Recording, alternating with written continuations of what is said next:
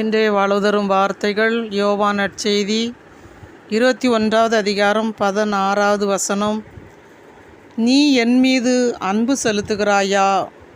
ஆம் சகோதர சகோதரிகளே, இதோ நம்ம ஆண்டவர் அன்று பேதுருடன் கேட்ட கேள்வியை இதோ இன்று இந்த நேரம் நம்மளை பார்த்து கேட்குறார்.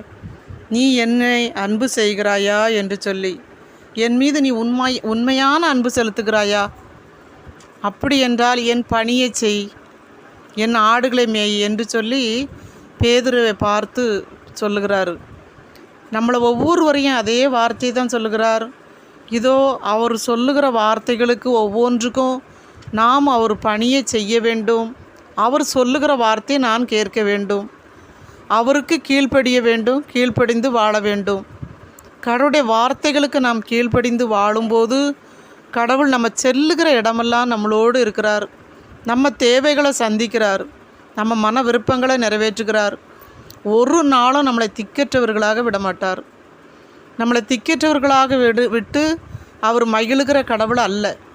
தன்னுடைய பிள்ளைகளெல்லாம் மகிழ்ச்சியோடு இருக்க வேண்டும், சந்தோஷத்தோடு வாழ வேண்டும் என்பதே அவருடைய திட்டம். அதான் மறுபடியும் கேட்குறார், நீ என்னை அன்பு செய்கிறாயா? நான் உன்னை அன்பு செய்கிறேன், நான் உன்னை நேசிக்கிறேன் என்று சொல்லி இன்று நம்மளுக்கு இந்த வாக்குறுதியை கொடுக்குறாரு.